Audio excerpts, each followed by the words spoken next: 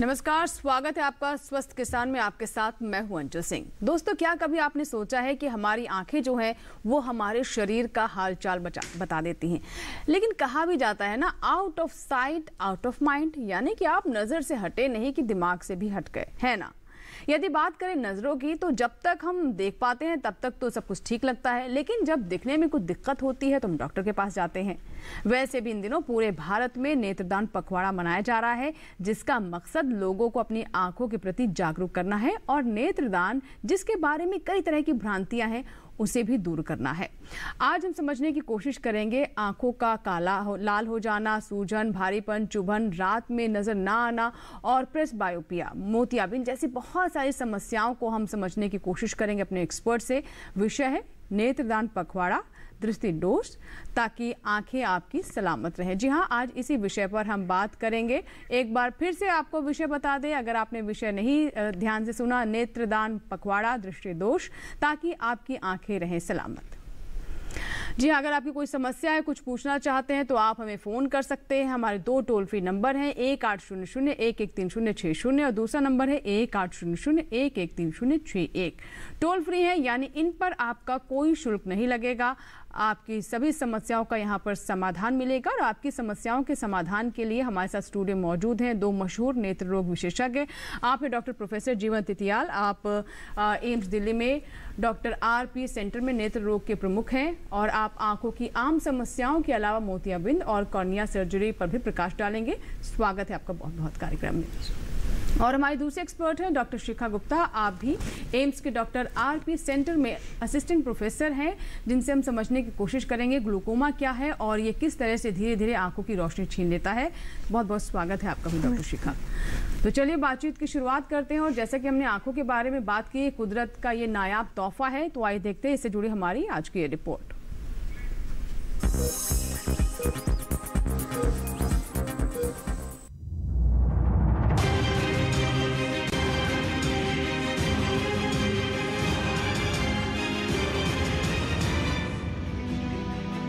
प्रकृति का अनमोल रत्न है हमारी आंखें। आंखें न केवल अभिव्यक्ति का माध्यम है, बल्कि कुदरत का अनमोल तोहफा भी है। लेकिन आज जिस तेज गति से आंखों की समस्याएं बढ़ रही है, उससे ये जानना बेहद जरूरी हो जाता है कि आखिर वे कौन से कारण हैं जो आंखों को बीमार बना रहे हैं और तेजी से शिकार हो रहे हैं बच्चे और युवा। गौरतलब है कि जहां लगातार कंप्यूटर स्क्रीन के आगे बैठने से आंखें थक कर कमजोर होने लगती है, वहीं गर्मी के कारण आंखों में मेलानोमा या लाइमोफोमा जैसी कई तरह की बीमारियां होने का जोखिम भी बढ़ जाता है। यहां तक कि जब सूरज बादलों की ओट में छिप जाता है, ऐसी स्थिति में भी अल्ट्रावायलेट किरणें आंखों को भेदने से नहीं चूकती। बता दें कि अल्ट्रावायलेट किरणें मौसम के साथ फैलती है, जिसकी गति प्रकाश से भी तेज होती है, और जब बदलते मौसम में वायरल संक्रमण के कारण वायरस अधिक सक्रिय हो जाते हैं, तब हमारे शरीर में मौजूद एंटीबॉडी प्रोटीन भी कई बार इन्हें पहचान नहीं पाता, जिससे आंख में जलन, लाली, खुजली होने लगती है।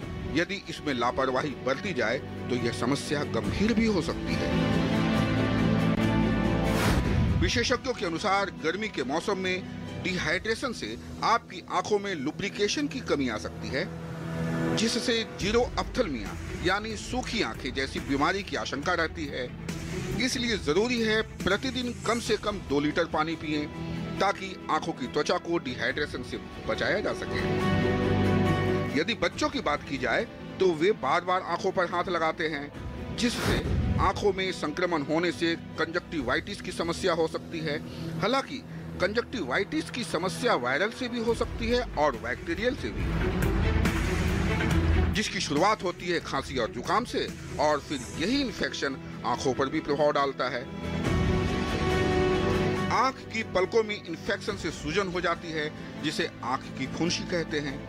वैसे तो यह किसी भी उम्र में हो सकती है, लेकिन बच्चों में ज्यादा देखने को मिलती है। कई बार तो जन्म से ही आंखों की समस्याएं हो सकती हैं। इसलिए बच्चों के जन्म के बाद उसके आंखों की जांच करवाना जरूरी होता है। गौरतलब है कि कई बच्चों को तिरछा देखने की समस्या होती है। हालांकि यह आंख पर कोई बुरा असर तो नहीं डालता, लेकिन इसमें तिरछी आंखें आगे चलकर सुस्त होती जाती है। इसी तरह कई बार बच्चों को जन्म से या जन्म के बाद मोतियाबिंद हो जाता है, जिसके कारण उन्हें देखने में दिक्कत होती है। याद रखें, ऐसे कई संक्रमण होते हैं जो आपकी आंखों को प्रभावित कर सकते हैं। आंखों में जलन, लाल व खुजली को हल्के में न लें। इसलिए जरूरी है आंखों की सुरक्षा की, क्योंकि आंखों में बातें हो जाती है। आंखों में दीप जलते हैं उम्मीदों के, और आंखों से ही प्यार और तकरार होता है। लेकिन जब थकती हैं आंखें तो छलक जाता है मन, और फिर आंखों में राहत हो जाती है। राजेश मिश्र, दूरदर्शन किसान।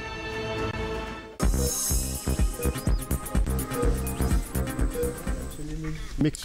सचमुच आंखों में दीप जलते हैं उम्मीदों के, और आंखों में बातें भी हो जाती हैं। इसीलिए ज़रूरी है आंखें हमारी सुरक्षित रहें, उनकी हम सुरक्षा करें। चलिए बातचीत की शुरुआत करते हैं। डॉक्टर तितियाल, मैं आपसे समझना चाहूँगी कि हमारे देश के अलावा हम देख रहे हैं पूरी दुनिया में अंधापन एक बड़ी समस्या, और इसके पीछे कारण बताया जाता है कि मोतियाबिंद की वजह से भी, काला मोतियाबिंद जो है उसकी वजह से इस तरह की समस्या में देखने को मिल रही है। इसको हम किस तरीके से समझो, इसके बारे में आप क्या कहना चाहेंगे? नहीं, आप सही कह रहे हैं। जहाँ तक अंधता का सवाल है वो हर उम्र में हो सकता है।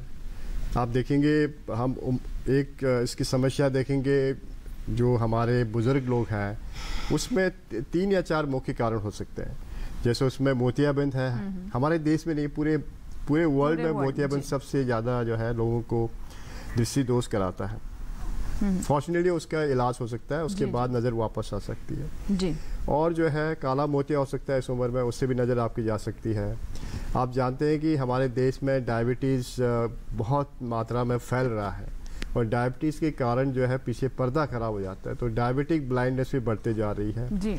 और उम्र के साथ साथ जो है पीछे के जो हमारे पर्दे होते हैं उसमें भी नुकसान होता है, जिसको हम एज रिलेटेड मैकुलर डिजेनरेशन बोलते हैं। ये 3-4 मुख्य कारण हैं जो एडल्ट एज ग्रुप में हो सकता है। जब बच्चों में देखेंगे तो बच्चों में बड़े सारे ऐसे कारण हो सकते हैं। कोई जन्म से ही ब्लाइंडनेस हो सकती है जी। जैसे कि आप देखेंगे बच्चा पैदा ही जो है उसकी पुतली सफ़ेद हो रही हो, या आँख छोटी टेढ़ी हो गई हो जी। या कभी कभी जो सबसे इम्पोर्टेंट कारण आजकल हो रहा है जिसे हम दृष्टि दोष बोलते हैं या रिफ्रैक्टिव एरर बोलते हैं, और प्रॉपर चश्मा नहीं लगाने के कारण जो है उसकी नज़र कम हो सकती है, और इसकी मात्रा जो है बच्चों में बढ़ती जा रही है।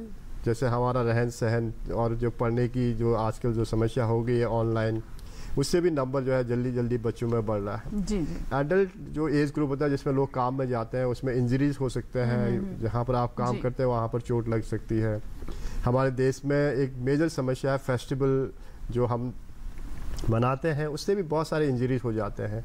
दीपावली में, दशहरे में जो तीर कमान की चोट लगना, या जो पटाखे लोग चलाते हैं उससे भी चोट लग जाते हैं।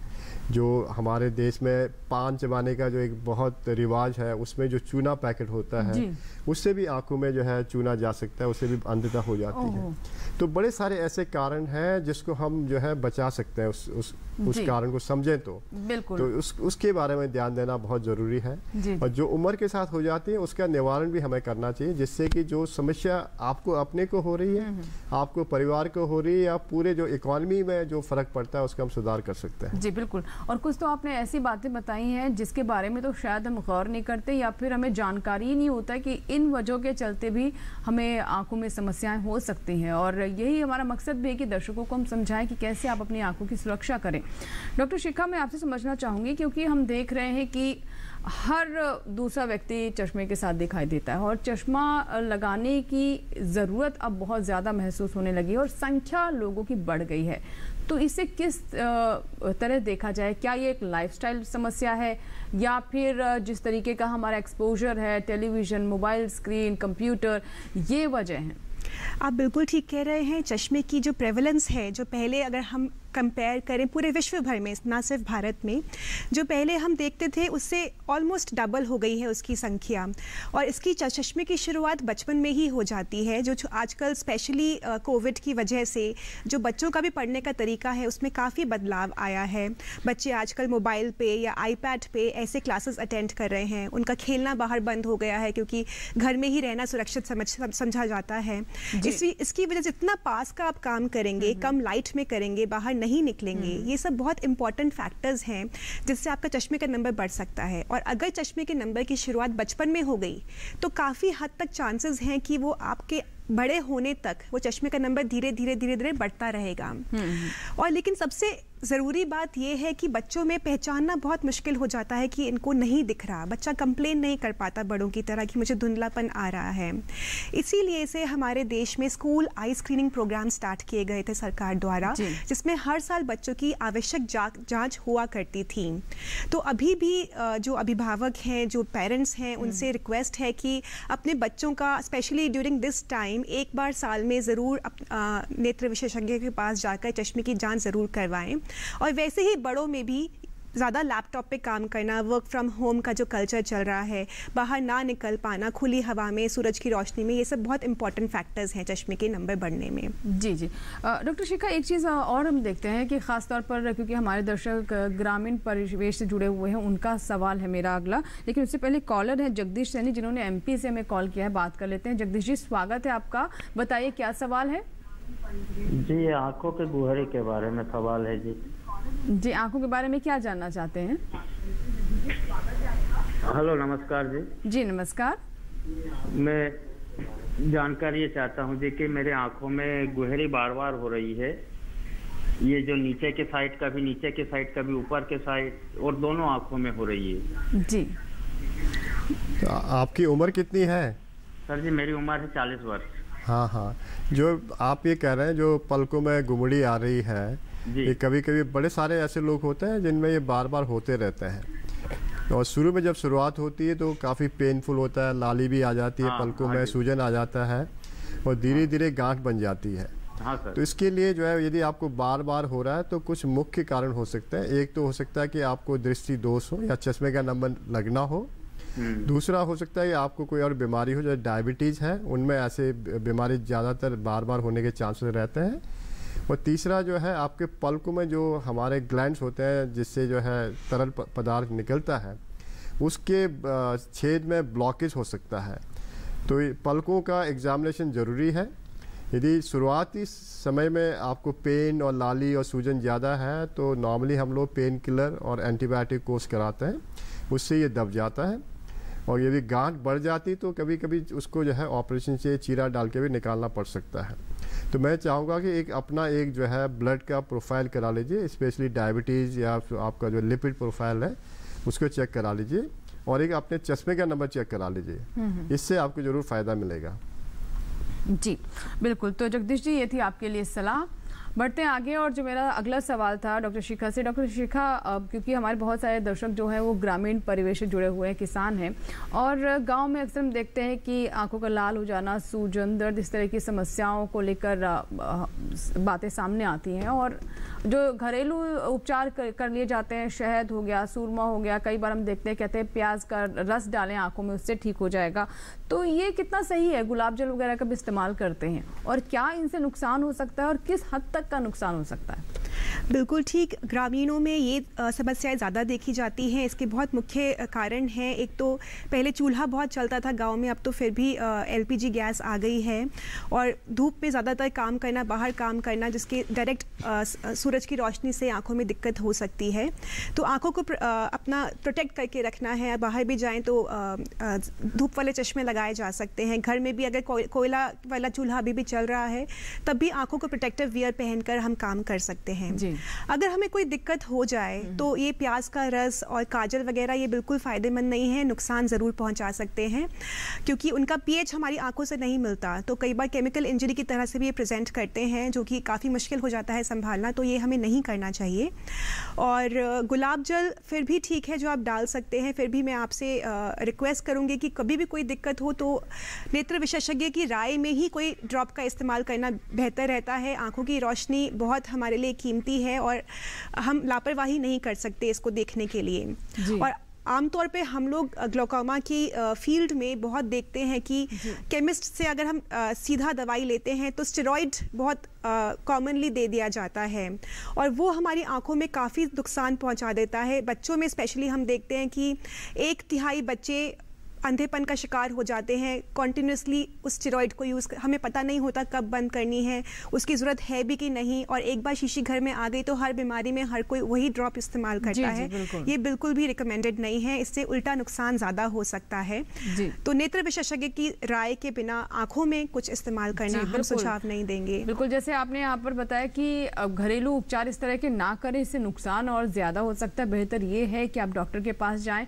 और जो आप ओवर द काउंटर खरीद लेते हैं कि आपने समस्या, आप सोचते हैं कि वही व्यक्ति जो दवा बेच रहा है वही डॉक्टर हो गया, तो ऐसा मत करें। आंखें अपने आप में बहुत ही संवेदनशील अंग है आपके शरीर का और इसके साथ थोड़ी सी चूक आपको अंधेपन की तरफ ले जा सकती है और ऐसा ना हो, इसीलिए इन सब बातों का जरूर ध्यान रखें आप। एक दर्शक हैं नंद स्वरूप है जिन्होंने हमें उत्तर प्रदेश से कॉल किया है। नंद स्वरूप जी, स्वागत है आपका स्वस्थ किसान में, बताइए क्या सवाल है। हाँ नमस्ते मैडम। नमस्कार सर, मैं नंद मिलता हूँ उत्तर प्रदेश बाराबंकी से। मैं जानना ये चाहता हूँ कि जैसे हम लोग मोबाइल देखते हैं, कंप्यूटर पे काम करते हैं, टीवी देखते हैं, तो हमें अपनी आंखों की सुरक्षा की दृष्टि से कितनी बार हमें झपक मारनी चाहिए, कितनी देर काम करने के बाद हमें टीवी या कंप्यूटर बंद कर देना चाहिए जिससे हमारी आंखें सुरक्षित रहें। दूसरी चीज, जैसे नेत्र दान करते हैं तो हमारे में कौन सी बीमारियां हो सकती हैं जिससे हम नेत्र दान नहीं कर सकते। नंद स्वरूप जी, बहुत अच्छे प्रश्न हैं आपके और अच्छा लगता है जब इतने जागरूक दर्शक कार्यक्रम से जुड़ते हैं। तो चलिए जवाब ले लेते हैं आपके सवाल का। डॉक्टर तितियाल, जैसे कि इन्होंने कहा कि ये बात बहुत सही इन्होंने कही कि कई बार ये होता है हम इतने ज़्यादा खो जाते हैं अपने मोबाइल में या कंप्यूटर में कि अपनी पलकें झपकना भूल जाते हैं और इसी वजह से ड्राइनेस की जो आंखों में समस्या आती है। और दूसरा सवाल था, इन्होंने नेत्रदान के बारे में जानना चाहा। तो सबसे पहले इस तरह के डिजिटल इक्विपमेंट्स या जो चीज़ें हम इस्तेमाल करते हैं उनके लिए आप क्या क्या सावधानी बताना चाहेंगे? तो इसमें कुछ चीज़ें बहुत इम्पॉर्टेंट है कि आपको खुद समझना चाहिए कि आपका जो वर्क प्रोफाइल है उसको कैसे मैनेज करना है। बिकॉज आप लोग आजकल जो है वर्क फ्रॉम होम या घर से आप लोग काम करते हैं तो एक काम का प्रेशर भी रहता है, उस काम को सही ढंग से करने की बहुत आवश्यकता है। तो हम एक सिंपल फार्मूला बताते हैं, जो लोग काम कर रहे हैं अपने कंप्यूटर में, लैपटॉप में या फिर आईपैड में, 20-20 का फॉर्मूला बताता है। हर 20 मिनट्स में 20 सेकंड का ब्रेक देना ज़रूरी होता है फ्रॉम दिस सिस्टम से। और उस 20 सेकंड के बीच में आप कम से कम 10 से 15 बार पलकों में झपक सकते हैं, या बीच में भी जब आप काम कर रहे हैं तो जानबूझ करके आपको पलकें झपकना ज़रूरी है। उससे क्या होगा कि आपकी जो टीयर फिल्म है, जो आंसू है, स्प्रेड हो जाएंगे और ड्राइनेस कम हो जाएगा। तो ये 20-20 का फॉर्मूला लेके चलेंगे तो आपकी समस्या कम हो जाएगी। एट ए स्ट्रेच आप किसी कंप्यूटर में काम कर रहे हैं तो आप ऐसा ज़रूर करें कि अच्छी पोजीशन में बैठें, लेट के काम नहीं करें, बैठ के करें, चेयर टेबल में बैठें, और जो स्क्रीन है उसका रिफ्लेक्शन जो है आपकी आँख में न पड़े। कोई लाइटिंग है तो लाइट भी ऐसे जगह होनी चाहिए कि स्क्रीन से आपके आँख में लाइट का जो उसका वो होता है रोशनी पड़ती है, उससे भी आंखों में दिक्कत आ सकती है। आजकल जितने भी कंप्यूटर के स्क्रीन्स आ रहे हैं वो काफ़ी सेफ है, उससे रेडिएशन ज़्यादा होता नहीं है, फिर भी उसमें रेडिएशन के चांसेस रहते हैं। इसलिए आप अपने जो है लैपटॉप को ऐसी जगह रखें जिससे आपको हीट और रेडिएशन भी कम पड़े। जी। और ये ज़रूरी है जिन लोगों को ड्राइनेस है, जो कॉन्टैक्ट लेंस लगाते हैं या जिनका अभी आँख का ऑपरेशन हुआ है, उनको ज़्यादा ध्यान रखने की ज़रूरत है। उनमें सिंपल प्लग झपकने से भी काम नहीं चलेगा, उसमें आपको आर्टिफिशियल टेप डालने पड़ेंगे जिससे कि आपको लुब्रिकेशन हो जाए और आँख की दिक्कत कम हो जाए। तो ये तो सिंपल समस्या है जो लोग लैपटॉप में या आईपैड में काम कर रहे हैं। दूसरा इनका जो सवाल था बहुत अच्छा था, नेत्रदान में किस किस बीमारी में नेत्रदान नहीं कर सकते हैं। कोई ऐसी मेजर बीमारी ऐसी नहीं है जिसमें नेत्रदान या फिर अंगदान नहीं कर सकते हैं। जिन लोगों को ऐसी बीमारी हो जो दूसरे में फैल सकती हो, जैसे आपने सुना होगा किसी को HIV हो गया हो, या किसी को हेपेटाइटिस की बीमारी हो, या कुछ ऐसा कैंसर हो जो पूरे शरीर में फैल गया हो, या ऐसी बीमारी हो जिसका कोई कारण नहीं पता चला हो, जैसे कुछ ऐसे ब्रेन की बीमारी होती है जिसका कारण पता ही नहीं चलता है, ऐसे लोगों की कॉर्निया जो है दूसरे आदमी के पुतली में ट्रांसफ़र नहीं कर सकते हैं। आजकल आप देख रहे हैं जो कोविड आ गया या कोरोना वायरस आ गया है, उसमें भी हम देखते हैं कि किसी मरीज़ की कोविड से डेथ हुई हो तो उसका भी हम जो है टिश्यू या ऑर्गन ले नहीं सकते हैं। लेकिन आपने सही कहा है कि मेजरली कोई ऐसा बीमारी नहीं है जिससे हम ले नहीं सके। हम लोग जो है यदि परिवार या फिर जो उनके जो आसपास के इनके भाई लोग हैं, यदि वो चाहते हैं कि पुतली का दान करें, बीमारी होने के बावजूद भी हम पुतली लेते हैं क्योंकि उनका सम्मान करना चाहते हैं फैमिली का, कि उनके दिल में भावना है कि दान करने का। हम पुतली जरूर लेते हैं, हम बता देते हैं कि पुतली दूसरी की आंख में नहीं लगेगी, लेकिन इसको हम जो है और चीज़ में यूज़ कर सकते हैं, रिसर्च में यूज़ कर सकते हैं, एक्सपेरिमेंट में यूज़ कर सकते हैं, तो वो भी एक हमारे लिए फ़ायदेमंद ही होता है, आपकी तरफ से अच्छा ही दान होता हो। जी जी, कहा भी जाता है नेत्रदान महादान। सही कह रहे हैं। एक दर्शक हैं अंजलि मिश्रा, आइए बात कर लेते हैं। अंजलि जी बताइए क्या सवाल है आपका? हेलो जी नमस्कार। जी नमस्कार मैडम। जी बताएं क्या सवाल है अंजलि जी, आप पटना से बात कर रही हैं।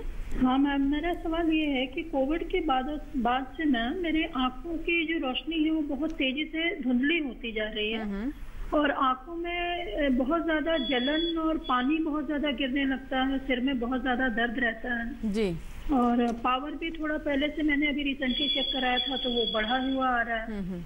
तो क्या ये पावर धीरे धीरे बढ़ते ही रहेगा या इसको कंट्रोल करने के लिए कोई मेडिसिन वगैरह लिया जा सकता है? बिल्कुल बिल्कुल, बहुत अच्छा प्रश्न है अंजलि जी आपका भी। तितियाल जी, ये हम एक आजकल एक कॉमन समस्या देख रहे हैं कि कोविड के बाद लोगों की तरह तरह की समस्या हो रही है, जिसको आंखों की समस्या है वो और बढ़ती जा रही है और कई लोगों को हेयर फॉल की समस्या हो रही है। तो क्या ये रिलेटेड है आपस में या फिर ये जो नॉर्मली ये होता है कि उम्र के साथ आपका पावर बढ़ रहा है या फिर समस्या आ रही है? नहीं, जैसे जिनको कोविड की बीमारी हुई हो तो उनमें हम जानते हैं कि 2-3 तरह के जो कोविड की बीमारियां हो सकती है। बहुत से लोग एसिम्प्टोमेटिक होते हैं, खाली 1-2 दिन के लिए बुखार आता है उसके बाद ठीक हो जाता है। कुछ लोग को जो है भर्ती होना पड़ता है, उनको ऑक्सीजन देना पड़ सकता है, या कुछ लोगों को स्टीरॉयड देना पड़ सकता है उनको बचाने के लिए।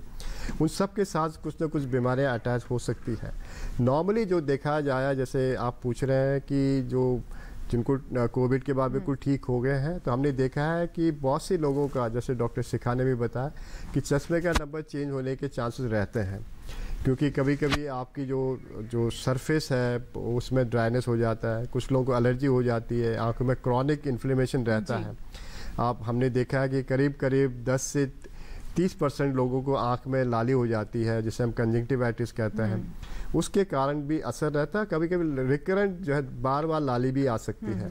तो ये समस्या ज़रूर रहती है। लेकिन कुछ लोग को हमने देखा है कि अचानक ब्लाइंडनेस भी हो सकता है, क्योंकि ये कभी कभी जो पीछे का नस होता है ऑप्टिक नर्व, उसमें असर हो सकता है। ये कोविड की वजह से हो सकता है। उसके साथ एसोसिएटेड जो बीमारी होती है, आपने सुना होगा बीच में इस जो सेकेंड वेव आया था उसमें एक बीमारी आ गई थी जिसे हम जो है ब्लैक फंगस कहते थे या म्यूकोरमाइकोसिस थी। उसमें भी आंख में असर हो गया था और सबसे जो खतरनाक उसमें जो असर होता था, आंख की रोशनी चली जाती थी, क्योंकि जो पीछे की नस में असर आ सकता था। लेकिन जिन लोगों को स्टीरॉयड मिला हुआ है उनमें कभी कभी पर्दे में सूजन आ जाती है, उससे भी आपकी नज़र कम हो सकती है, लेकिन वो धीरे धीरे ठीक हो सकती है जी। तो ये सब बीमारी चलती रहती है। कुछ लोगों को डायबिटीज़ हो जाता है, ब्लड शुगर अनकंट्रोल हो जाता है कोविड के टाइम में, उसके कारण से भी आपकी जो है चश्मे का नंबर चेंज हो सकता है और साथ साथ में नज़र भी कम हो सकता है। इन्हें क्या करना चाहिए? जैसे उन्होंने कहा कि क्या ये ऐसी पावर बढ़ता रहेगा? हाँ, नॉर्मली यदि आपका जो है कोविड के बाद रिकवरी हो गया है, आपकी जो जनरल फिजिकल जो हेल्थ है इम्प्रूव हो जाए, तो आपका जो आँख का हेल्थ भी इम्प्रूव हो जाएगा। हम चाहते हैं कि आप जो है अच्छा डाइट लीजिए, जो एक नॉर्मल डाइट होता है जिसमें प्रोटीन हो, कार्बोहाइड्रेट हो, विटामिन हो, और चाहे तो कुछ विटामिन सप्लीमेंट ले सकते हैं कुछ दिनों के लिए, और थोड़ा सा आउटडोर एक्टिविटी कीजिए जिससे कि आपको जो है थोड़ा अच्छा महसूस होगा। कभी कभी ये बीमारियां जो है मानसिक रूप से भी जो है आपके चेंजेस आ जाती हैं। आप बैठे बैठे सोचने लगते हैं तो आपको लगता है कि आप नज़र में असर आ रहा है। तो ये सब साथ साथ चलते रहते हैं, और जितना हमने देखा है जिनको भी कोविड हुआ है धीरे धीरे रिकवरी हो जाती है। जो रिकवरी फेज है, जो पहला 3 महीना होता है थोड़ा डिफिकल्ट होता है, और नेक्स्ट 3 मंथ्स में जो है सब रिकवरी अच्छी हो जाती है। जी। तो टाइम के साथ जो है चीज़ें धीरे धीरे ठीक हो जाएंगी। जी, एक कॉलर है सूर्यकांत है जिन्होंने झांसी से हमें कॉल किया है। सूर्यकांत जी, स्वागत है आपका स्वस्थ किसान में, बताइए क्या सवाल है? हेलो जी नमस्कार। हेलो जी सूर्यकांत जी, हम सुन पा रहे हैं आपको। आपको हमारी आवाज मिल पा रही है? हाँ जी मैम, नमस्ते। जी नमस्कार, सवाल बताइए अपना। हाँ, मेरे डॉक्टर साहब से ये सवाल है, मैंने अभी लेफ्ट आई का ऑपरेशन कराया था, कैटरेक्ट का। जी जी, अभी उसको 1 साल होने वाला है। अब मुझे कुछ हल्का सा धुंधलापन दिखाई देता है, ब्राइटनेस ज्यादा आ रही हो। तो अभी मैंने जितनी यहाँ पर जांचें करवाई है तो उन्होंने कहा है कि मेरी नस में कुछ थोड़ा सा प्रॉब्लम है, तो इसके लिए उन्होंने मुझे बोला है आप ग्वालियर दिखा सकते हैं। तो इससे मैं आपसे थोड़ा जानकारी लेना चाहूंगा। दोनों डॉक्टर साहब बैठे हैं कि मैं कहाँ दिखाऊं अभी है, और मुझको डायबिटीज नहीं है, ग्लूकोमा नहीं है, और जो भी उन्होंने जांच की वो कुछ नहीं है, और मैं चाय बहुत पीता हूँ।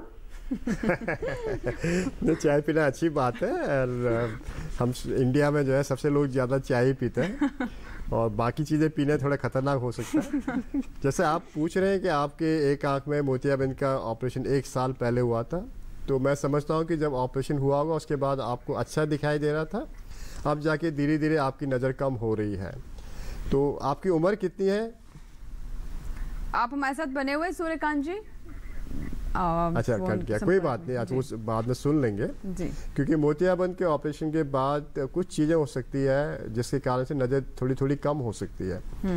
ये 1 साल की बात कह रहे हैं, तो इस बीच में कभी कभी पीछे पर्दे में सूजन आ सकती है। यदि क्रॉनिक लाली हो या इन्फ्लेमेशन रह रहा हो उनकी आँख में, तो पर्दे में सूजन आ सकती है, उसका भी इलाज हो सकता है। लेकिन ज़्यादातर क्या होता है कि जो जिस झिल्ली के ऊपर हम लेंस रखते हैं मोतियाबिंद के ऑपरेशन के बाद, उस झिल्ली में थोड़ी सी जो है या तो थिक हो गई हो या फिर थोड़ा उसकी जो है पारदर्शिता कम हो गई हो, तो उसका भी इलाज हो सकता है। लेजर से झिल्ली आप आराम से जो है सुराख कर सकते हो उसमें। जी जी। लेकिन ये कह रहे हैं कि इनके नस में असर आ रहा है, तो इसका मतलब है कि इनका जो पीछे का नस है, ऑप्टिक नर्व जिसे हम बोलते हैं, उसमें असर 2-3 कारण से आ सकता है। जैसे कि उनको काला मोतिया रहा हो जिसका पता नहीं चला हो, जी। जो काफ़ी अच्छे परसेंटेज लोगों में मोतियाबिंद और काला मोतिया साथ साथ चल रहा होता है। तो यदि डायग्नोसिस काला मोतिया का मिस हो जाए तो ये समस्या आ सकती है। तो हम चाहते हैं कि आप काला मोतिया का चेकअप कराएं, आँख का प्रेशर चेक कराएं और फील्ड टेस्टिंग कराएं, और दूसरे आँख का चेकअप करना बहुत ज़रूरी है जो आपकी अच्छी आँख है। यदि आपको बीमारी है तो उसमें बचा सकते हैं, या उसके ऑपरेशन के टाइम में ठीक से जो है आपकी जांच कर सकते हैं। तीसरा हो सकता है कोई और बीमारी हो जिसमें ऑप्टिक नर्व असर आ रहा हो, जैसे कोई सिस्टमिक बीमारी हो, जैसे मल्टीपल स्क्लेरोसिस बोलते हैं, जिसमें धीरे धीरे आपके नस खराब हो जाते हैं। तो और भी बड़े सारे कारण हो सकते हैं जिसमें नस में असर आ सकता है। लेकिन कैटरेक्ट और काला मोतिया साथ हो सकता है, तो उसका जांच करना इनके लिए बहुत ज़रूरी है। जी बिल्कुल। तो मोतियाबिंद के बारे में अभी कुछ बातें हमें डॉक्टर साहब ने बताई हैं, और एक समय था जब माना जाता था कि मोतियाबिंद यानी ये बुढ़ापे की समस्या है, बढ़ते उम्र के साथ ये समस्या होती है। लेकिन आजकल हम देख रहे हैं कि बच्चों में भी ऐसे केसेस सामने आ रहे हैं, जब बच्चों को इस समस्या से परेशान होते हुए हम देख रहे हैं। तो आखिर ऐसा क्यों है और कैसे इससे बचा जा सकता है, इसके बारे में भी हम विस्तार से चर्चा करेंगे इस छोटे से ब्रेक के बाद। बने रहे आप स्वस्थ किसान के साथ।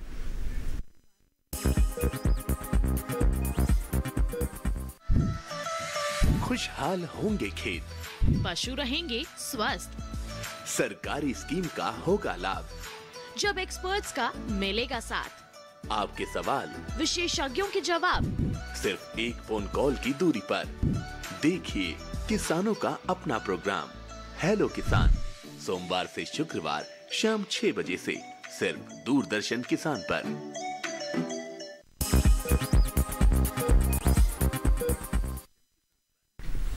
ब्रेक के बाद एक बार फिर आपका स्वागत है। आप देख रहे हैं स्वस्थ किसान। तो आज हम बात कर रहे हैं आपकी आंखों की सुरक्षा के बारे में, कैसे आपकी आंखें स्वस्थ रहें, और साथ ही हम आपको ये भी बता रहे हैं कि ये नेत्रदान पखवाड़ा चल रहा है। ऐसे में कुछ भ्रांतियां भी हैं नेत्रदान को लेकर, उन्हें दूर करना बहुत ज़रूरी है, क्योंकि कहते भी हैं नेत्रदान महादान। तो आप भी इस महादान से जुड़े, इसीलिए हम उन भ्रांतियों को दूर करने का हमारा प्रयास भी होगा।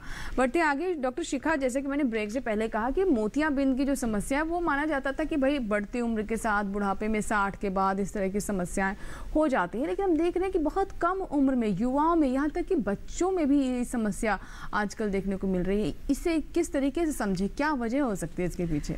देखिए, मोतियाबिंद 2 प्रकार के होते हैं, एक तो सफ़ेद मोतियाबिंद और काला मोतियाबिंद। दोनों ही अक्सर बुढ़ापे में देखे जाते हैं या बढ़ती उम्र के साथ देखे जाते हैं। पर कुछ कारण ऐसे हैं कि दोनों ही सफ़ेद मोतियाबिंद और काला मोतियाबिंद बचपन से या पैदाइशी पैदा होने के साथ ही बच्चों में हो सकता है। काला मोतियाबिंद को हम ग्लोकोमा कहते हैं, जिससे आँख में प्रेशर बढ़ने की बीमारी होती है। और सफ़ेद मोतियाबिंद कैटरैक्ट है, जो ऑपरेशन से आराम से हटाकर एक आर्टिफिशियल लेंस हम इम्प्लांट कर देते हैं और ये पूरी तरह से ठीक किया जा सकता है। अगर बच्चों में ये हो तो हमें जल्दी से जल्दी उपचार करना है, वरना उनका दिमाग सुन्न हो जाता है और उस बीमारी की वजह से अगर हम ठीक भी कर दें तो दिमाग के सुन्नपन की वजह से उनकी रोशनी नहीं बढ़ पाती है। तो बच्चों में एक तरह से हम ये कह सकते हैं कि एक इमरजेंसी सिचुएशन है और तुरंत उसको डॉक्टर को दिखाकर उसका इलाज करवाना चाहिए। जी, लेकिन डॉक्टर शिखा, यहाँ पर समस्या ये आती है कि बच्चों के बारे में सोच ही नहीं पाते हैं कि उन्हें भी मोतियाबिंद हो सकता है। इसके बहुत आसान लक्षण हैं। काला मोतियाबिंद 3 तरह से प्रेजेंट करता है। बच्चे की आँख का साइज बड़ा हो जाता है। इसको हम वो ऐसा, अगर एक ही आँख में है तो आप देख सकते हैं कि एक आँख का साइज बड़ा है, एक आँख का छोटा है, और दोनों आँखों का भी है। तो अगर आप माँ से या किसी अभिभावक से आँखों का साइज कंपेयर करेंगे तो आपको आराम से पता चल सकता है कि बच्चे की आँख का साइज आम तौर से बड़ा है। दूसरा, बच्चे में क्योंकि काला मोतिया की वजह से पुतली में सूजन आ सकती है, उसकी वजह से बच्चों की आँखों में से पानी टपकता है। जितना अगर बच्चा नहीं भी बता सकता, छोटा उम्र का बच्चा नहीं बता सकता, पर ये आसानी से पता चल जाता है कि आँखों में कोई दिक्कत है जिसकी वजह से पानी गिर रहा है। बच्चा अपनी आँख बार बार बंद करता है और साइज बड़ा हो जाता है। ये काला मोतियाबिंद के लक्षण है, इससे आसानी से पता चल जाता है। पर इन लक्षणों के आने पर आपको इसको इग्नोर नहीं करना और तुरंत डॉक्टर के पास लेके जाना है।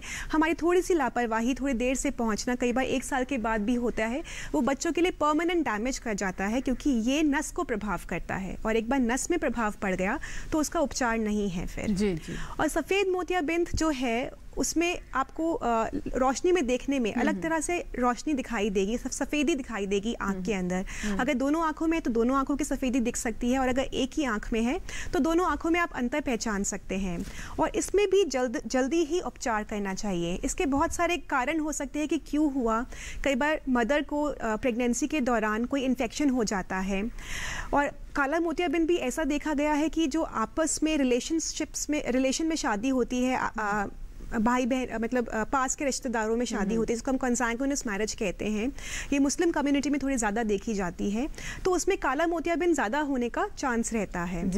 इसके अलावा बच्चों में जैसे सर ने बताया कि खेलों के टाइम, त्योहार के टाइम पे, जैसे दिवाली के टाइम पे बच्चे होली के समय में तीर कमान से खेलते हैं, उसमें चोट लगने का चांस बहुत ज़्यादा रहता है। चोट लगने पे सफ़ेद मोतियाबिंद बन सकता है, उसकी वजह से काला मोतियाबिंद भी बन सकता है।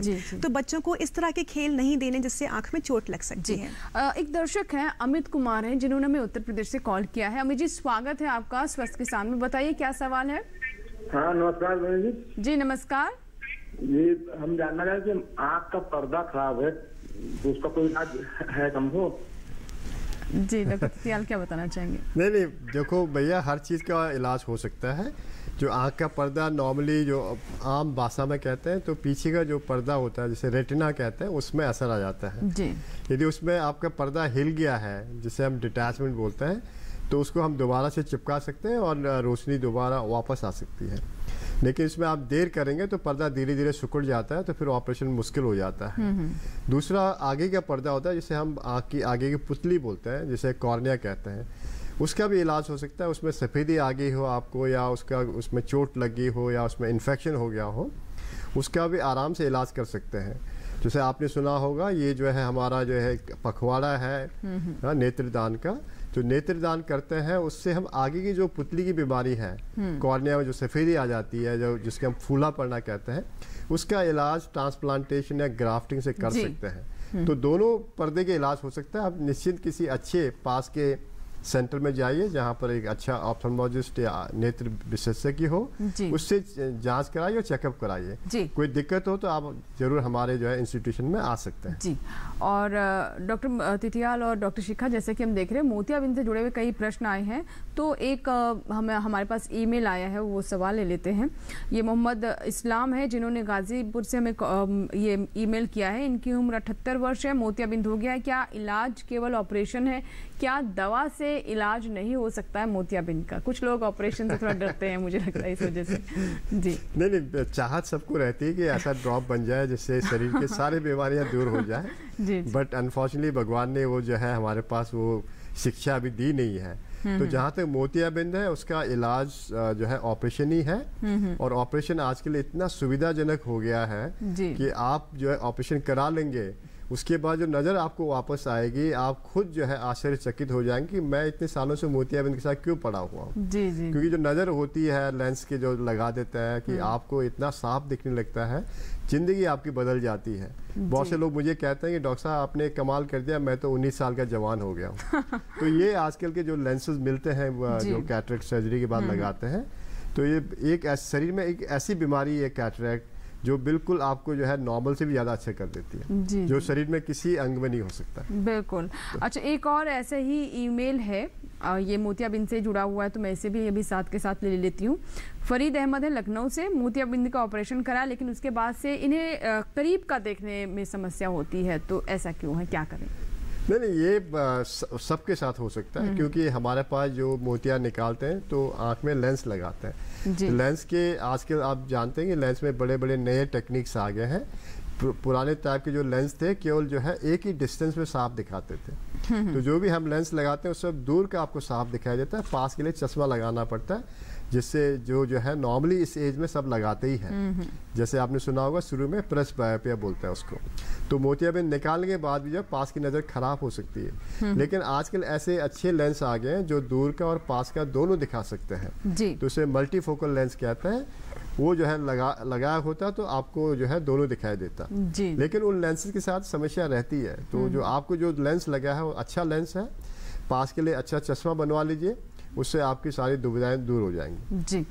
बाबा राव एक और दर्शक है महाराष्ट्र से, इन्होंने हमें कॉल किया है। स्वागत है बाबा राव जी हमारे कार्यक्रम में स्वस्थ किसान में। बताइए क्या सवाल है आपका? मैम, हमें नजदीक का नहीं दिखता।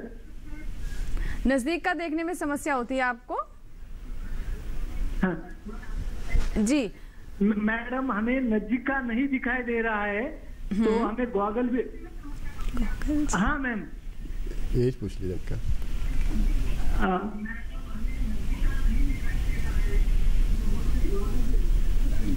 गॉगल भी लगा है। हाँ। नहीं, आपका सवाल हम समझ गए हैं। मुझे लगता है कि आपकी उम्र जो है 40-45 से ज्यादा होगी। बाबा राव जी आपकी उम्र कितनी है? 38 साल है मैम। 38 साल? हाँ, तो ये ऐसा उम्र है जिसमें जो है पास की नज़र धीरे धीरे सब लोगों की खराब होनी शुरू हो जाती है। तो उसके लिए पास का चश्मा लगाएंगे तो पास की चीज़ें साफ दिखाई देने लगती है। तो मैं चाहूँगा कि जो आप गॉगल लगा रहे हैं उसमें अच्छा सा जो है नंबर फिट करा लीजिए, जिससे कि आपको पास का दिखने लगे। यदि आप एक्टिव काम करते हैं, जैसे कि बहुत से लोग जो है इंजन ड्राइवर होते हैं या फिर जो रोड गाड़ी चलाते हैं या ऑफिस में काम करते हैं, उसमें आजकल बड़े अच्छे लेंसेज आते हैं चश्मे के लिए, जिसे हम प्रोग्रेसिव लेंसेज कहते हैं। वो बनाएंगे तो आपके दूर की पास की दोनों नज़र बहुत अच्छी हो जाएगी। तो इसमें घबराने वाली बात नहीं, ये फिजियोलॉजिकल है, सबके साथ होता है। जी जी डॉक्टर शिखा, और जैसे कि हम दृष्टिहीनता की बात कर रहे थे शुरुआत में भी, कुछ आपने कारण बताए जो कि हम कह सकते हैं कि रोज़मर्रा के जीवन में जिन्हें हम नज़रअंदाज कर देते हैं और वो हमारी दृष्टि छीन लेते हैं, लेकिन कुछ ऐसे भी कारण होते हैं जिन्हें हम दूर नहीं कर सकते, मतलब जो इतने ज़्यादा संवेदनशील होते हैं कि हमारी आंखों की रोशनी चली जाती है और उनमें कुछ किया नहीं जा सकता। तो मैं चाहूँगी थोड़ा उसके बारे में विस्तार से बताएं। ज़्यादातर ऐसे रोग जिसमें दृष्टिहीनता हो जाती है और हम कुछ नहीं कर पाते, वो नस से संबंध रखते हैं। आंखों की नस, आंखों की नस हम समझ सकते हैं कि हमारे ब्रेन का ही हिस्सा है, और हमें अभी तक स्टेम जो हमारे सेल्स हैं ब्रेन के, वो रीजनरेट या दोबारा नहीं बन सकते एक बार अगर ख़त्म हो जाते हैं। तो कोई भी ऐसी बीमारी है जो हमारी नस को प्रभाव कर रही है, एक तो काला मोतिया एक बड़ा टॉपिक है जो हमने आपको बताया, जिसमें आंखों का प्रेशर बढ़ जाता है, और अगर हमने उसको सही टाइम पे नहीं कंट्रोल किया तो वो एक दबाव ऐसा बना देगी, धीरे धीरे धीरे धीरे आंखों की रोशनी चली जाएगी, और उस स्थिति में डॉक्टर भी आपकी मदद नहीं कर सकता। इसके अलावा ग्रामीणों में भी काफ़ी देखा जाता है कि जो अदर कॉजेज़ जो हैं हमारी जो नस को प्रभाव करते हैं, उसमें अल्कोहल अगर कोई कंज्यूम करता है, और कई बार होता है नशा जो करते हैं, उसमें भी जो देसी अल्कोहल बनती है उसमें कई बार कुछ ऐसी चीज़ें मिला देते हैं, मीथेनॉल जिसको कहा जाता है, जिसकी वजह से तुरंत दोनों नसों को प्रभाव करती है और टोटल अंधापन कर सकती है। तो ऐसी देसी अल्कोहल तो बिल्कुल भी कंज्यूम नहीं करनी चाहिए, क्योंकि ये आमतौर पे आते ही रहते हैं। हमारे देश में नियम कुछ इस तरह से ढीले हैं कि वो अभी तक उसका रोकथाम नहीं हो पाया है। जी जी बिल्कुल। तो डॉक्टर तितियाल ने भी कहा था कि चाय पीजिए, चाय पीने से इतनी समस्या नहीं, लेकिन ऐसी चीज़ों का सेवन ना करें। इशारा हम आपका समझ गए थे, और ये आपकी आंखों की सेहत पर बहुत बुरा असर डालते हैं। इसीलिए अगर आप चाहते हैं कि आपकी आंखों की रोशनी सलामत रहे तो इन बुरी आदतों से दूर रहें, ये किसी तरीके से आपका भला नहीं करती। तो चलिए बढ़ते आगे, और ग्लूकोमा के बारे में बात कर रहे हैं तो थोड़ा सा इसके बारे में और विस्तार से समझ लेते हैं, कैसे होता है, क्यों होता है और इससे कैसे बचा जा सकता है। जी हाँ, बहुत ज़रूरी है कि आप कुदरत के इस अनमोल आंखों का जो आपको तोहफा मिला है, इससे आप बचा के रखें और इसकी सुरक्षा करें ताकि आपकी रोशनी बनी रहे और ये नज़ारे आप देखते रहें। चलिए देखते हैं हमारी इस रिपोर्ट में विस्तार से। ग्लूकोमा, जिसे लोग काला मोतिया के नाम से भी जानते हैं, आंखों की ये समस्या भारत में तेजी से बढ़ रही है। गौरतलब है कि काला मोतिया और सफेद मोतियाबिंद, ये दोनों नाम जो हैं आपस में काफी मिलते जुलते नाम हैं, लेकिन दोनों में बहुत बड़ा अंतर है। अंतर इसलिए कि जहां ऑपरेशन से सफेद मोतियाबिंद बिल्कुल ठीक हो जाता है, तो वहीं काला मोतिया आपकी आंखों से उजाला छीन सकता है। जी हाँ, इसकी गंभीरता का अंदाजा इसी से लगाया जा सकता है कि भारत में हर 7वां मरीज एक आंख की रोशनी खोने के बाद ही चिकित्सक के पास पहुंचते हैं। अच्छी भली नेत्र दृष्टि वाले व्यक्ति को जरा सोचिए, एक दिन अचानक एक आंख से कम दिखाई देने लगे या बिल्कुल दिखाई ना देने लगे तो क्या हो सकती है, बताने की जरूरत नहीं है। इसलिए आंखों की नियमित जांच से ही इस गंभीर बीमारी से बचा जा सकता है। अगर लक्षणों की बात करें तो आंखों और सिर में दर्द रहना, चश्मा का नंबर बार बार बदलना, अंधेरे में देर से नजर आना, रोशनी में अलग रंग दिखाई देना, आंखों के किनारे से न दिखाई देना ग्लूकोमा के लक्षण हो सकते हैं। जी हाँ, ग्लूकोमा या काला मोतिया किसी भी भले चंगे व्यक्ति की नेत्र दृष्टि एकाएक छीन कर लेती है। समस्या ये है कि आमतौर पर इस रोग के लक्षण पहले प्रकट नहीं होते हैं और जब इसका पता चलता है तब तक बहुत देर हो चुकी होती है। कहना चाहिए कि तब तक रोगी की नेत्र दृष्टि जा चुकी होती है। इसलिए जरूरत है कुदरत के अनमोल तोहफे की हिफाजत की, यानी खूबसूरत आंखों की हिफाजत की, क्योंकि आंखों की थोड़ी सी भी लापरवाही आपके लिए मुसीबत का कारण बन सकती है। आंखों की सुरक्षा है आपके जीवन की सुरक्षा। राजेश मिश्र, दूरदर्शन किसान। इनको मार देता हूं। तो अभी ये विस्तार से हमने रिपोर्ट देखी, बहुत सारी बातें इसमें हमने आपको समझाने की कोशिश की। डॉक्टर तितियाल, मैं आपसे एक चीज़ और भी समझना चाहूँगी कि जो हम मोतियाबिंद की बात कर रहे हैं और काला मोतियाबिंद, मुख्य तौर से क्या इसमें समस्याएं अलग अलग किस तरह की होती हैं, और क्या ये पहली सीढ़ी कि आपको मोतियाबिंद हुआ और फिर उसके बाद काला मोतियाबिंद हो जाएगा, या फिर ये अलग अलग समस्याएं हैं? ये दोनों अलग अलग बीमारियां हैं। जैसे डॉक्टर शिखा ने बताया था कि कभी कभी ऐसा सिचुएशन होता है कि दोनों बीमारियां साथ में हो सकती है। तो आँख ऐसी एक ऑर्गन कहते हैं उसको, हम टिश्यू तो नहीं कहना चाहिए, उसमें सब चीज़ें साथ हो सकती है। जहाँ तक सफ़ेद मोतिया होता है, जिसे हम नॉर्मली चिट्टा मोतिया बोलते हैं, उसके लक्षण आराम से चाहते हैं कि कुछ ऐसे इम्पॉर्टेंट आपके फैमिली में काला मोतिया रहा हो किसी को पहले से, या कुछ लोगों को अंधापन आ गया हो, या आप ऐसी किसी बीमारी से ग्रस्त हो जैसे डायबिटीज़ हो गया, या आपको शरीर में कोई ऐसी एलर्जीज हो जिसके लिए स्टेरॉइड आपको लेना पड़ रहा हो। जी। ऐसे में काला मोतिया हो सकता है। तो उसके लिए हम चाहते हैं कि नॉर्मली जो एज ग्रुप होता है 40 साल से उम्र ज़्यादा हो जाए तो काला मोतिया होने के चांसेस रह जाते हैं, शुरू हो जाता है। तो एक चेकअप 40 साल के आसपास में जो है आपका काला मोतिया स्क्रीनिंग का करा लेना चाहिए, नॉर्मल पॉपुलेशन को भी। जी। और जिन लोगों को डायबिटीज़ हो या फैमिली हिस्ट्री हो या जिनको चश्मा चढ़ा हो तो उनको तो ज़रूर कराना चाहिए। जो काला मोतिया हो जाता है उसके बारे में डॉक्टर शिखा बाद में बताएंगे, लेकिन आम जनता में जो हो ये ज़रूरी है कि कब कब आपको चेकअप कराना चाहिए। जी। डायबिटीज़ हो, काला मोतिया हो, साल में एक बार चेकअप जरूर करा लेना चाहिए। बच्चों में जो काला मोतिया हो जाता है उसकी पहचान हो सकती है, जैसे डॉक्टर शिखा ने बताया, आँख बड़ी हो सकती है, सफ़ेदी आ सकती है आँखों में, आँखों से पानी आने लगता है, और आपकी नज़र खराब हो जाती है तो आप जो है उसका चेकअप करा सकते हो। जी, एक कॉलर हैं डॉक्टर उजाला राठौर हैं जिन्होंने मध्य प्रदेश से हमें कॉल किया है। आइए हम बात कर लेते हैं। हेलो। हाँ मैम।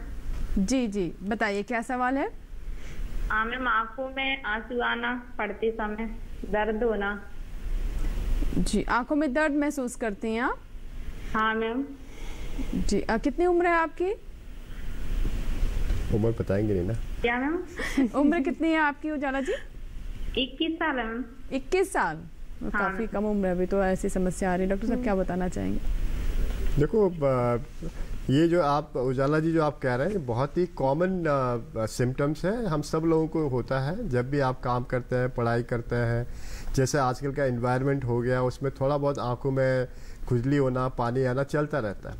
लेकिन साथ में आपको आंख में लाली आ रही हो, आंख में कीचड़ आ रहा हो, पलकों में सूजन आ रहा हो, तो ये एक सीरियस समस्या हो सकती है। उसके लिए प्रॉपर जांच करना चाहिए, उसके इलाज करना चाहिए। जो आंखों में दर्द हो रहा है वो ज़रूर सीरियस है, तो उसमें आपको 2-3 चीज़ें देखनी है।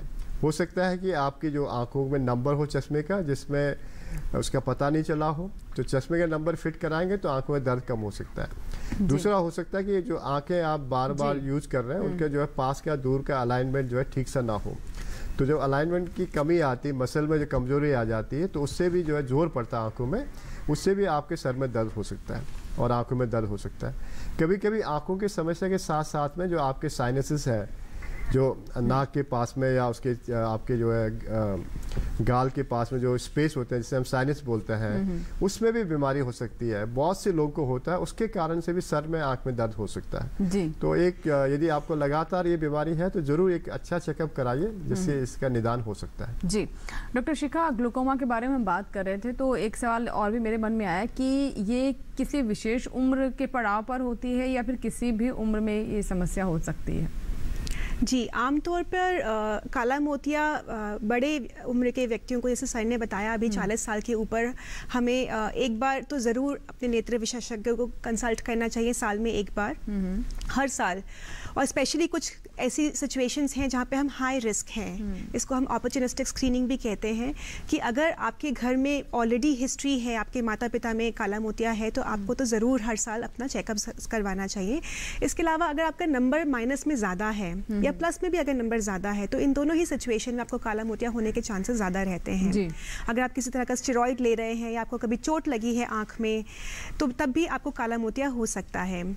और बच्चों में भी हम डिस्कस कर चुके हैं ऑलरेडी कि बिल्कुल। अच्छा, ये बताइए कि क्या इसका निदान सिर्फ ऑपरेशन ही है? क्योंकि बहुत सारे हमारे दर्शक इस वजह से डॉक्टर के पास नहीं जाते हैं कि वो ऑपरेशन बता देंगे। जी, हालांकि कोई ये समाधान नहीं है बचना, लेकिन क्या कोई और रास्ता भी हो सकता है इसके अलावा? सफ़ेद मोतिया की तरह इसमें ऑपरेशन हम एकदम आखिर स्थिति में करते हैं, जब दवाइयों से हमारा काम नहीं चल रहा होता।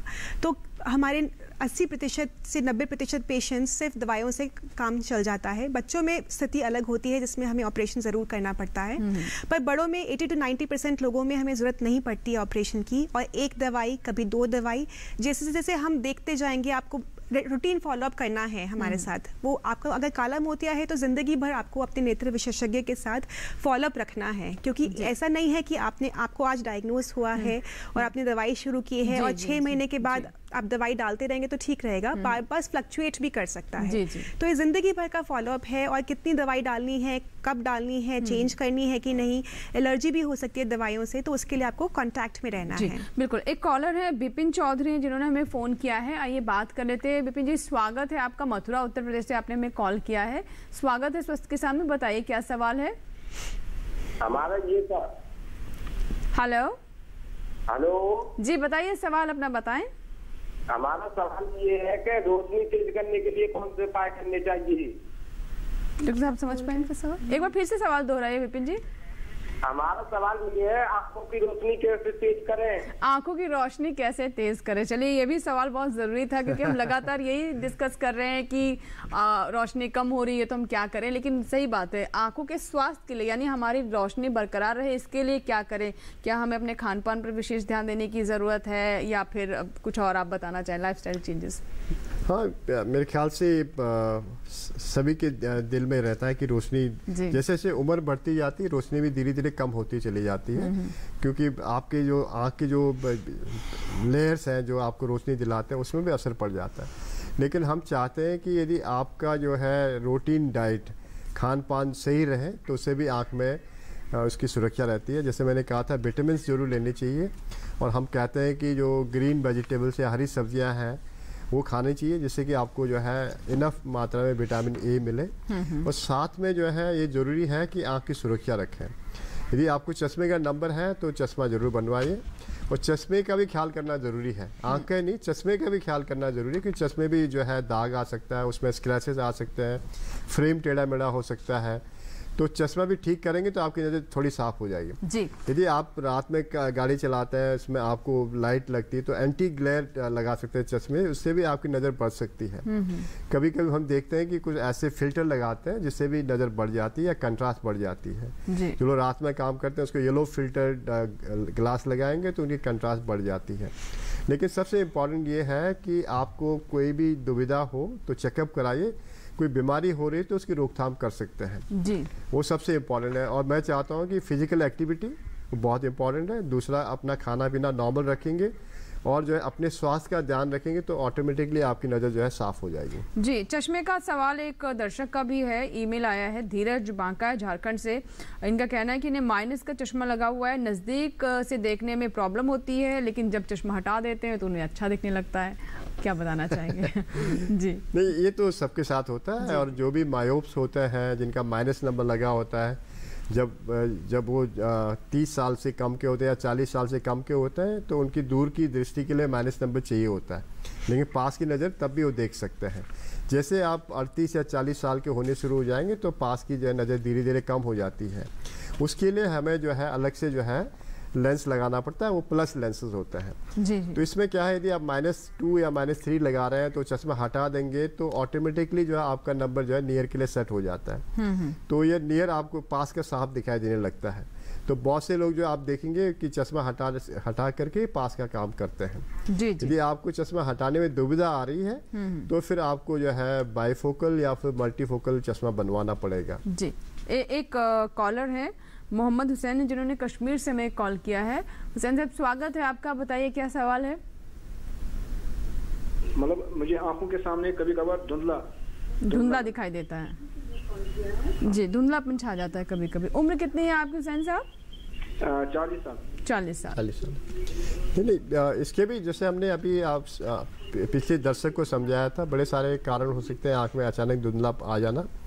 और 40 साल की उम्र में जो है एक्टिव लाइफ में रहोगे तो कभी कभी जो है आप ड्राइनेस से पीड़ित हो जाते हैं, जो आँख में सूखापन कहते हैं।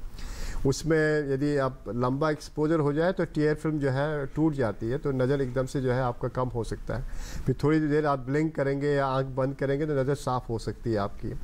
या कभी कभी आँखों में जो अंदर जो द्रव्य होता है उसमें धब्बे आ सकते हैं, स्पेशली जिन लोगों को चश्मा नंबर लगा हो या माइनस का ज़्यादा चश्मा लगा हो।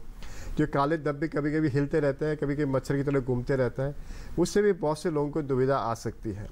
लेकिन थोड़ी देर के धुंधलापन आ जाए, अपने आप ठीक हो जाए तो 40 साल की उम्र में कोई सीरियस चीज़ नहीं हो सकती। लेकिन मैं मानता हूँ कि भी काला मोतिया हो सकता है, उससे भी धुंधलापन आ सकता है। पीछे नस में असर हो रहा हो उसमें भी धुंधलापन आ सकता है जी। तो चेकअप कराना बहुत ज़रूरी है जी। बिल्कुल, डॉक्टर के पास ज़रूर जाएं, घर पर कोई अपने आप से इलाज ना करें। अंत में डॉक्टर शिखा, मैं आपसे एक चीज़ समझना चाहूँगी जो हम आमतौर पर देखते भी है और ये लोग मन में धारणा भी बना लेते हैं कि डॉक्टर के पास जाएंगे, अगर देखने में भी समस्या हो रही है तो डॉक्टर चश्मा दे देंगे। चश्मा लगाने से काफ़ी समय तक बचते रहते हैं, वो सोचते हैं कि अगर एक बार चश्मा लगाना शुरू कर दिया तो फिर हमें लगाना ही पड़ेगा।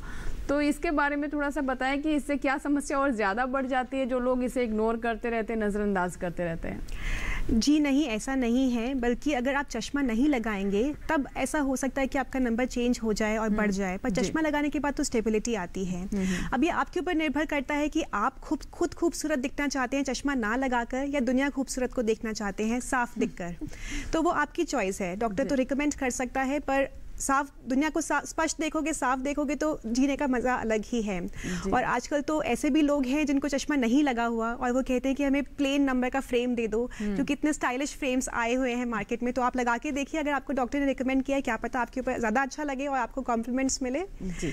अंत में डॉक्टर साहब बहुत कम शब्दों में मैं चाहूँगी ये बता दें कि कार्यक्रम बिल्कुल समाप्त करने का समय हो गया है। नेत्रदान के बारे में कहते हैं कि कुछ भ्रांतियाँ हैं, वो भ्रांतियाँ क्या हैं, कैसे दूर करें?